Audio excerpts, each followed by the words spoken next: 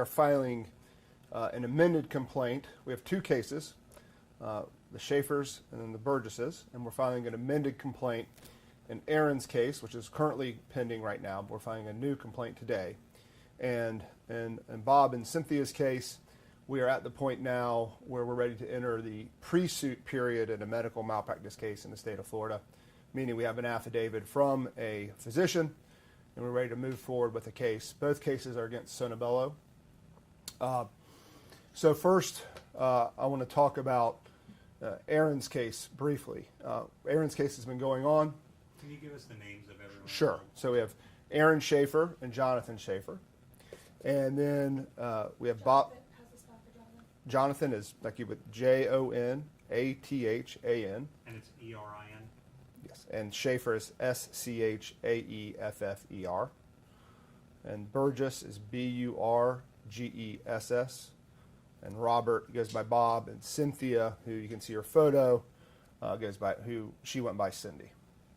C-I-N-D-Y? Yes.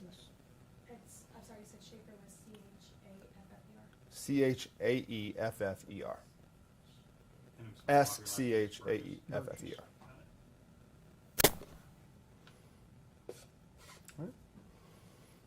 And getting back to what I was saying, starting with Aaron's case, both of the surgeries took place at Sono Bello, which is a surgical center. They have offices throughout the United States. This one is located in the South Point area of Jacksonville.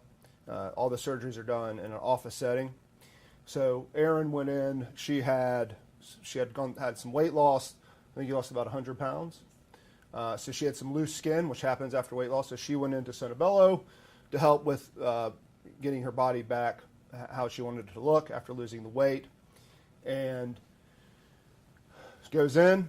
She did some research online, had seen some advertisements, went on the website, and went in and thought these are board-certified cosmetic and plastic surgeons as advertised. She goes and has two different procedures at Sono Bello. The first one was on January 29th of 2024, where they did some liposuction. And then she goes back in March 29 of 2024 for additional liposuction and also a procedure they call an ab-X procedure, which is basically an abdominoplasty, where they remove excess skin, move your belly button, and try to get you back to normal. There are specific laws in the state of Florida for how you're supposed to do these procedures. This is one statute that we've blown up here for you. It's in the Florida Administrative Code. You can see the citation here. And it says, when combined with an abdominoplasty, liposuction may not exceed 1,000 cc's or milliliters of fat. And you can see this is from Aaron's surgical procedure. These are the canisters of fat that were removed from Aaron during her procedure. And you can see it's a total of 2,900 milliliters or cc of fat. So this procedure in itself violates Florida statutes. Oh, as this thing's about to fall. This is an extensive surgery. It's 4 hours and 6 minutes total of time. Some of these pictures are graphic, just so you know. This is the amount of skin that was removed from Aaron during her surgery. This is right here from her stomach. This was all done without anesthesia. They gave her a cocktail of medicines beforehand, all done without anesthesia in an office setting. She felt this as it was happening. She asked the doctor to stop, and he continued to proceed.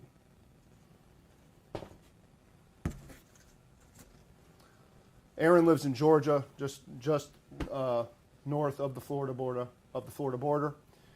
And she comes back in. She does not have a scheduled appointment. She comes back in on April 2nd and says, "This is not right. This is her pelvic area. After the surgery, you can see the surgical scar from the skin that was removed, and it's all swollen, red, discolored."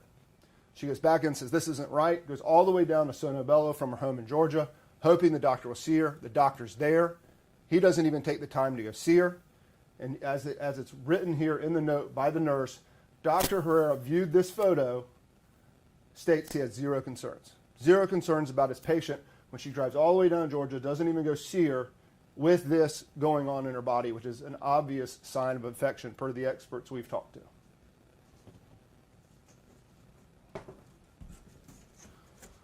this is what ultimately ends up happening because the infection's so bad. These are not, as it's falling over, these are not surgical scars. This is not from surgery. This is from the infection busting open in her body. She ends up going to St. Vincent's Hospital, has surgical debridements done, and ended up with a wound vac, and she's left with still scarring, disfigurement, loss of trust in the medical profession. And let's talk about the Burgess case. This is Cindy. She went in there. She went to Sono Bello. She had diabetes. And she thought the diabetes, she would hope weight loss, losing weight would help with their diabetes. And in her instance, they removed 5,300 cc's or milliliters of fat. This is all the fat they removed from Cindy at her surgery. And this is in addition to the ABEX procedure, so already in violation of the standard of care for office surgery in Florida. But they violated this on its own by the amount of fat they removed. This section of the code, which says a maximum of 4,000 cc's of fat may be removed in an office setting. So she was not even allowed to have, they weren't even allowed to remove that amount of fat.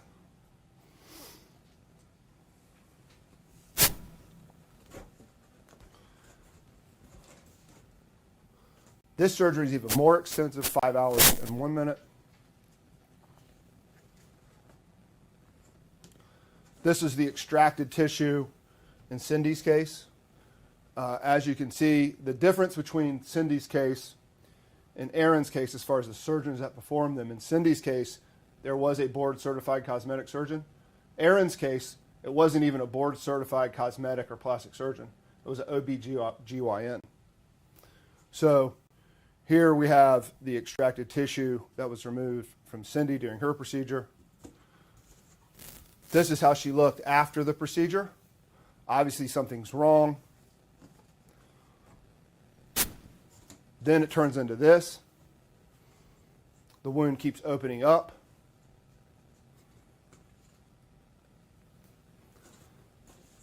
Comes to this. The wound again continues to open up. And this is a close-up of the wound that Cindy was left with. She went to Baptist Hospital. Her doctor, in her care, her doctor left Sono Bello. She was left without any doctor to follow up with.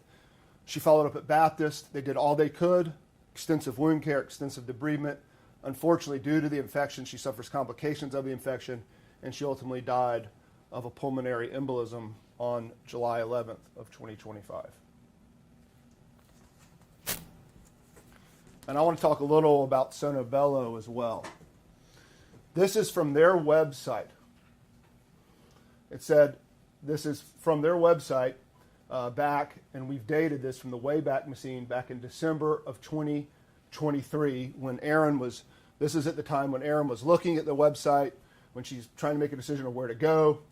And they say clearly on their website, we are made up of more than 185 board-certified plastic and cosmetic surgeons. The surgeon who performed her surgery was an OB-GYN, and the only training he had in plastic and cosmetic surgery was a 6 to 7 week fellowship where he went to another Sono Bello doctor where he watched the Sono Bello doctor perform procedures.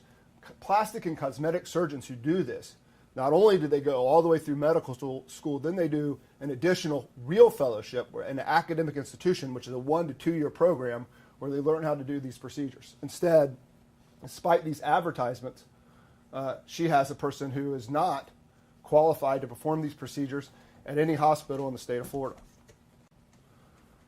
If you continue, and these are questions that the prospective clients can go and look at. And, why Sono Bello? We are made up of more than 185 board-certified plastic surgeons.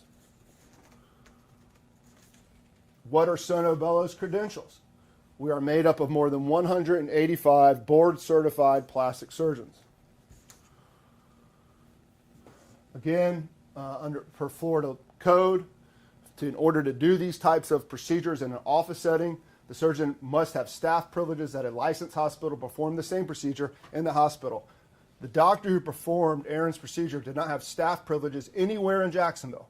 So when Erin had her complications and she went back for help from him, he said, there's no hospital I can take you to here in Jacksonville. I only have privileges at a hospital in Orlando. He had no staff privileges anywhere within the Jacksonville area that he could go and assist her. And she did not learn this until after the procedure that day when he said, well, actually, I'm not a surgeon, I'm a OBGYN, and I also don't have any privileges here in Jacksonville. And also to entice people to come in there, this is also from their website. The only actual side effect of Sono Bello is the confidence that comes with a beautiful body. And as you can see from what happened to Erin, who had an infection that required hospitalization, surgery, a wound vac, and left with permanent disfigurement in her abdomen, and Cindy, who died. There's a lot more to the side effects than just the confidence that comes with a beautiful body when you go to Sono Bello. So we are filing the amended complaint in Erin's case, adding a fraud allegation with a common law fraud allegation. And then Florida also has the Florida Deceptive and Unfair Trade Practices Act. We are adding an account in our amended complaint, which I believe you all have a copy of, adding those counts saying that they are in violation of the Florida Deceptive and Unfair Trade Practices Act, and also they've committed common law fraud by enticing people to come in to their practice for financial gain by telling them they have board-certified plastic and cosmetic surgeons, when in reality she has a surgeon who at best had a brief fellowship, and I put that in quotes, with another Sono Bello doctor. So that's why we wanted you here today to see what Sono Bello is what's actually going on at Sono Bello here in Jacksonville, in Duval County, and the harm that's being done to the residents here in Duval County from their practices. I'll be happy to take any questions. Would it be possible to ask them any questions? Robin I says. was just gonna say maybe to move that picture. That's what I was going to ask. Okay, yeah, sure. I was going to ask the same question. Okay. Before we get to them, if you don't mind, I just want to make sure logistically, not logistically, just we have our ducks in a row here. When did Cindy have her initial surgery? Okay, Cindy's initial surgery was Cindy had one surgery, and that was on May 22nd of 2025, and then she died on July 11th of 2025.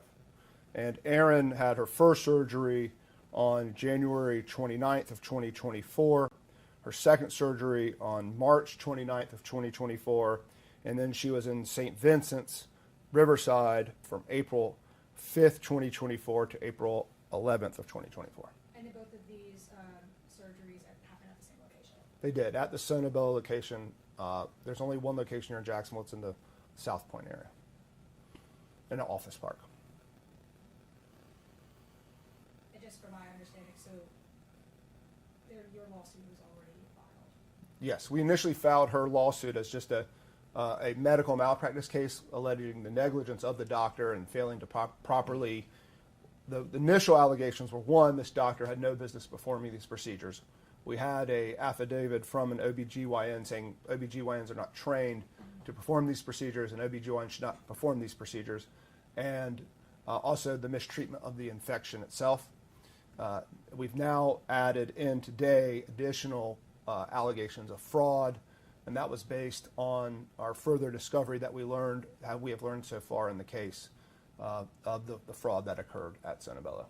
In Cindy's case, please. Cindy's case right now, where we are, so in Florida, in the medical malpractice setting, it's not like in a trucking case or an auto case or any other personal injury case where when it happens, you can go down and file the lawsuit the next day. In Florida, you have to go through a pre-suit period where we have to do our own investigation first. So what we've done is we've already gotten all the records, we've looked at them, we've sent them out to an expert. He's looked at them, he's now signed an affidavit, which we have today. And with that affidavit, then we can file a formal notice of pre-suit. But because also in the state of Florida, to bring a wrongful death case, you have to open up an estate. So right now we're in the process of opening up the estate Once that's done, then we will file the formal notice of intent notifying them that we are going to be entering into litigation. So the lawsuit, right now, is not officially filed. The lawsuit is not officially filed, and the notice of intent will be filed shortly. We're just not in the position today because we're still waiting for the legal paperwork to be done, waiting for the estate to be opened up. Bob, this all started this year? Yes. And everything fell apart? I mean, what's coming to your mind when this is all happening? Do you realize how bad it was? Almost immediately, yeah. Yep, it's been a rough few months, and a lot of pain. And my family's devastated by this, you know. I'm in as much pain right now as I was 73 days ago. 73 days ago you lost her? Yes. And they also have, they had 3 children. Unfortunately, one is deceased, but they still have Michael and Megan as well. I'm sure you've never thought going in there that this would be the outcome. No, not in a million years.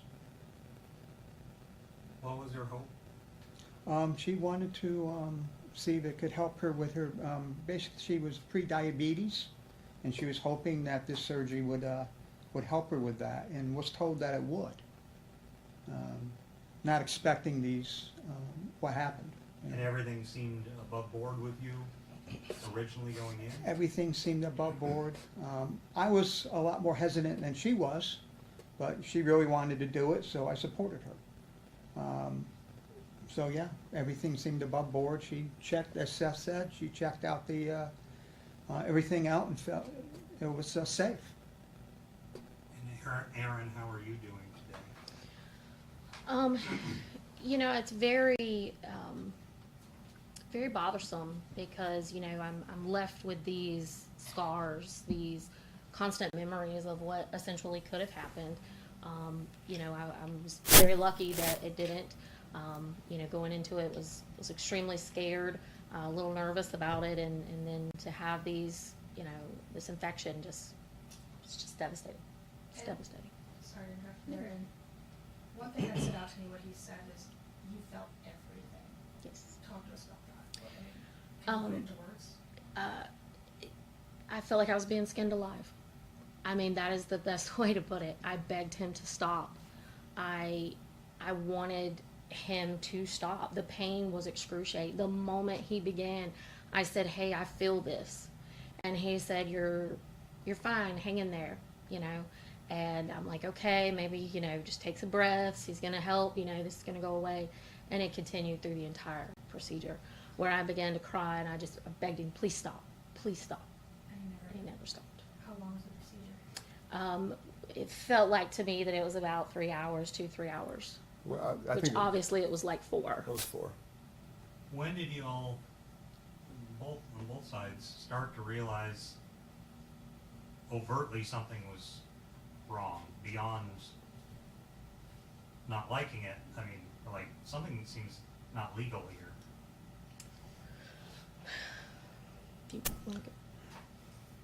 Almost immediately. I mean, once realized something was wrong and how bad it was, you saw the pictures, we knew something was way off from what was advertised and what happened. It wasn't even close. And for me, it was, I would say, the moments that I began to ask him for help. And I realized that he was very dismissive, that he passed me off. He wouldn't take anything that I said. The first Sunday that I was home, I had the procedure on that Friday. I ran a fever, and I called him immediately, like my paperwork told me to. And he dismissed it. "Take Tylenol, you're going to be fine." And then Monday I went, you know, I called him, and they told me if I really felt that I needed to come in, I could come in the next day. And then he didn't even come and see me. He didn't even look at me. He just took the nurse took a picture and showed it to him. So just complete disregard for how I felt, my feeling, you know, that there was a problem, there was something wrong. Regards for the scar that you have, you have, it not only just, it leaves a mark, but it also leaves a memory. Absolutely. I think about it every day. Every day. And, you know, it's hard to wear swimsuits. You know, you can see it through the swimsuit. I have to wear shorts now instead of being able to wear the swimsuit. You know, it's a burden. It's a very big burden. I went in wanting to look better, and I came out worse. I wish I would have never done it. Wish I would have never done Well, it'll be how you're beautiful. it. Well, thank you. I appreciate that very much. And for you, sir,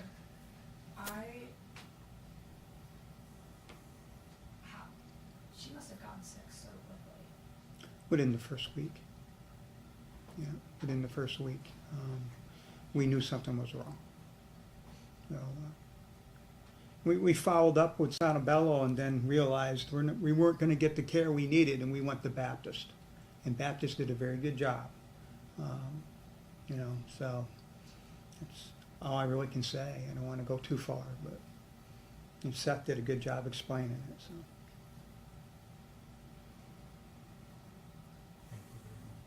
Thank you. I was gonna ask, if I may, Mr. Burgess, one thing you said to me earlier was about how you're hoping this doesn't happen to anybody else. Yes, You wanna elaborate yes. on that? I'm glad you asked that. Yeah, no, my main goal, and me and Cindy talked about this, was getting the word out and warning everyone that, you know, this is basically fraud, as Seth showed you, in false advertising. You know, and we didn't know that going into this. And me and Cindy talked about this, and we want the word out here in the Jacksonville area that this is a dangerous outfit that we're dealing with.